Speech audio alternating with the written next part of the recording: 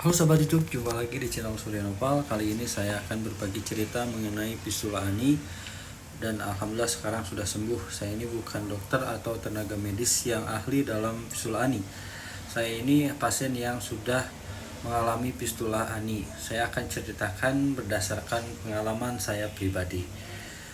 Jadi waktu itu saya sedang dalam masa paling sibuk ya, yang namanya hidup dalam masa produktif ya.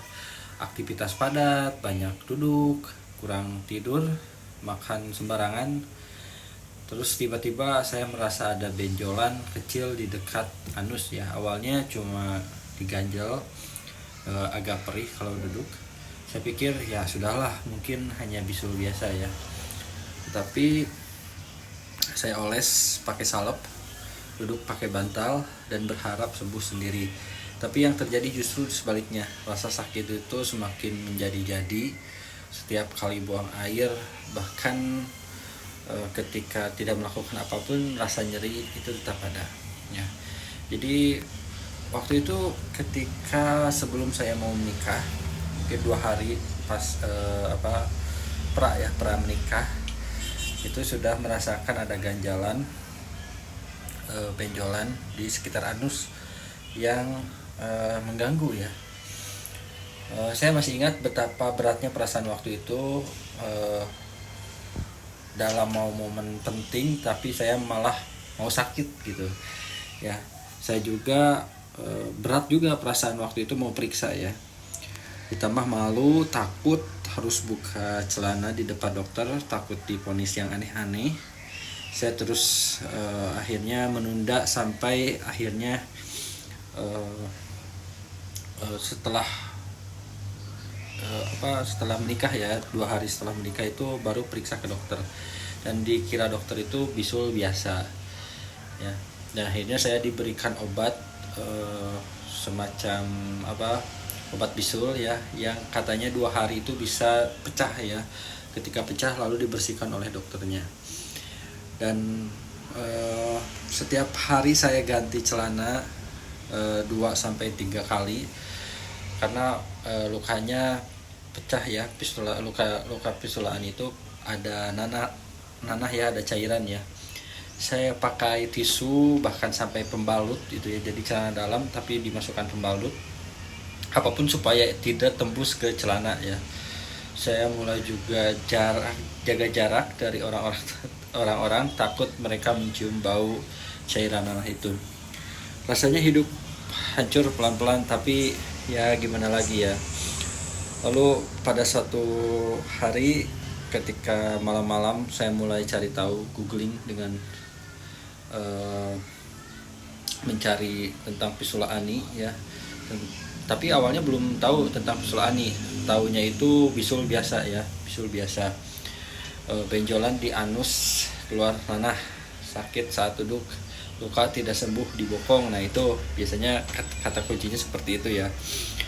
Lalu sampai akhirnya saya menemukan jadi ada perbedaannya antara antara bisul, abses sama fistula ani itu jelas 3 penyakit yang berbeda ya.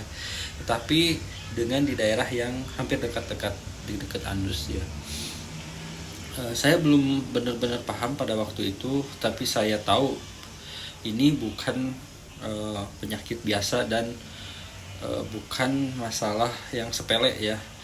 Saya mulai nonton pasien yang lain di forum-forum ataupun di YouTube. Ada juga yang share tentang bisul dan ternyata berbeda ya, luka bisulnya itu. Kalau abses ya benar, itu abses ya. Ketika di dokter juga bilangnya kalau bukan bisul ya abses ya. Saya sudah tahu abses, tapi kalau lukanya itu sudah ada tracknya, berarti itu sudah masuk ke fistula ani. Biasanya abses yang tidak sembuh itu menjadi fistula ani ya. Saat cerita ke keluarga, reaksi mereka beda-beda ya. Ada yang peduli, ada juga yang menganggap sepele ya. Saya butuh lama ya untuk cerita ke keluarga karena malu ketika waktu itu ibaratnya di daerah yang di bawah anus atau di sekitar anus yang pada waktu itu saya setelah menikah 2 harinya itu tidak bisa ngapa-ngapain ya, hanya bisa berbaring di tempat tidur. Dan selama 1 bulan saya berbaring di tempat tidur ya. Jujur yang saya rasakan ibaratnya baru menikah tapi 2 harinya udah gak bisa ngapa-ngapain, malah berbaring gitu. Reaksi keluarga di rumah, keluarga saya dan keluarga istri juga sama, mereka ada yang kaget, bingung, dan bilang ayo kita cari jalan sembuh ya. Ibaratnya sudah melakukan herbal juga, pola hidup sehat gitu, tapi ujung-ujungnya ya harus melakukan tindakan operasi. Tetapi pada 1,5 bulan saya memberanikan diri untuk bekerja dalam keadaan pistol ani gitu.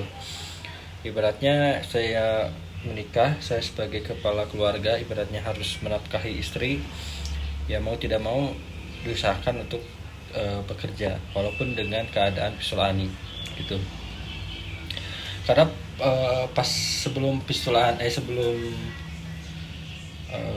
sebelum operasi itu saya dibersihkan luka seperti biasanya gitu, tidak melakukan tindakan operasi ya.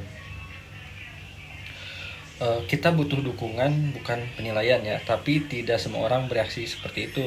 Ada yang bilang itu cuma bisul, terus kenapa lebay, atau jangan dibawa stres, ntar makin parah. Tapi mereka tidak tahu betapa beratnya penyakit ini ya. Terus dari itu akhirnya proses ke dokter ya. Selama 1,5 tahun itu saya tidak periksa ke dokter ya, karena beranggapan bisa sembuh sendiri. Nah itu yang bisa menyemangati saya ketika bekerja. Itu beratnya ya udahlah, jangan dipikirin, nanti sembuh sendiri. Padahal setelah dibiarkan 1,5 tahun itu, yang awalnya 1 lubang menjadi 3 lubang. Akhirnya saya memberanikan periksa ke dokter lagi gitu, dan sudah tahu bahwa itu pistol ani. Memberanikan diri ke dokter bedah. Pemeriksaannya tidak lama, tapi mental saya rasanya remuk ya. Saya harus berbaring, membuka celana dan pasrah diperiksa. Walaupun keadaan itu ya kelihatannya sehat, tetapi terbatas ya, tidak bisa melakukan aktivitas berat seperti berenang atau berlari ataupun angkat beban, apapun itu terbatas ya. Karena sebagai tumpuannya itu pasti terasa sakit ya ketika menahan itu. Terus apalagi ya, waktu itu saya bingung, operasi itu mahal ya. Setelah saya tanya-tanya di rumah sakit umum itu lebih dari 15 juta ya katanya.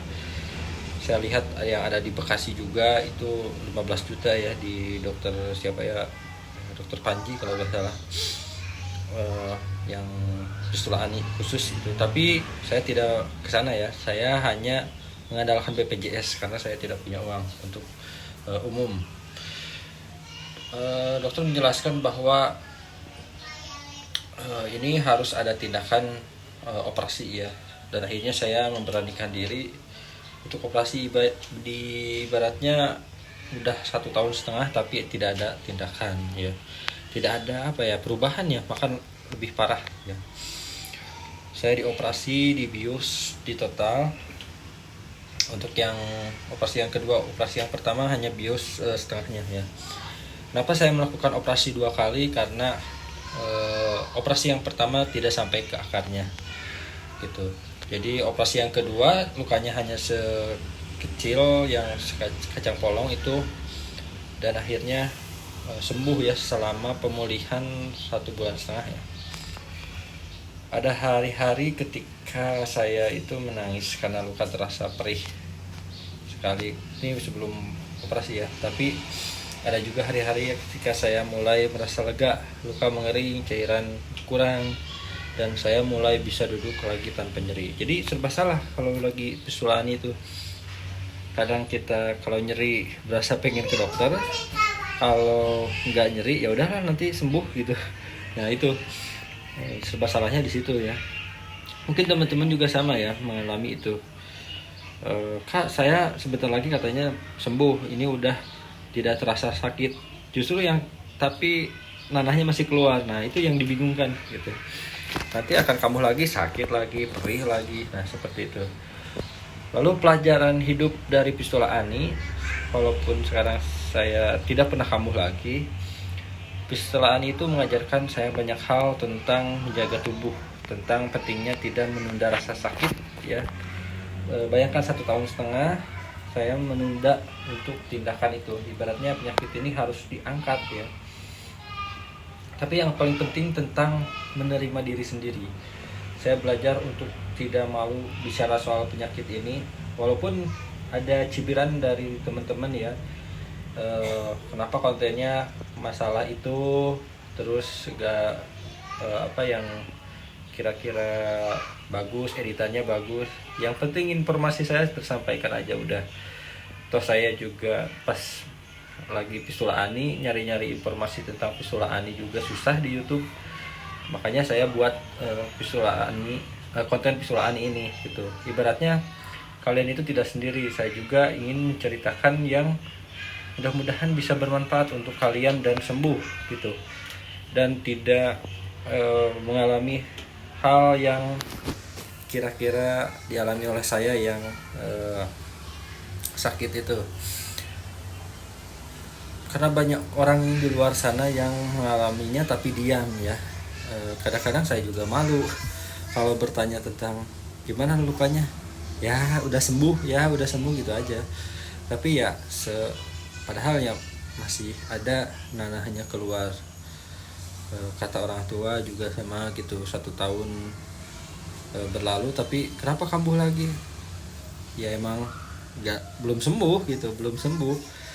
Ya saya memberanikan diri aja untuk bekerja, untuk beraktivitas gitu. Saya ingin berbagi karena saya tidak ingin ada orang lain yang merasa sendirian seperti saya dulu ya. Lalu kalau kamu mengalami hal ini, dengarkan saya baik-baik ya. Ibaratnya jangan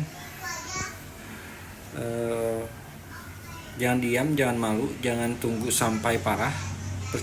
Percayalah ada jalan untuk sembuh. Dan kamu layak untuk, atau kalian layak untuk hidup tanpa rasa sakit ya. Di komenan YouTube atau Instagram saya ada yang 2 tahun, 3 tahun, bahkan ada yang 10 tahun, ada yang 13 tahun. Mereka sama ya kasusnya, menunda untuk tindakan operasi sebenarnya. Padahal itu bisa ditempuh ya. Fistula Ani bisa bisa sembuh. Jangan menyerah. Saya pernah di titik ini dan saya bangkit, alhamdulillah. Ya, terima kasih. Ini hanya berbagi cerita pengalaman saja. Kalau ada komentar ataupun pertanyaan, boleh di kolom komentar di video ini ya, di bawah. Nanti saya akan menjawab, bisa melalui video short ataupun saya ketik dibalas langsung ya. Terima kasih. Wassalamualaikum warahmatullahi wabarakatuh.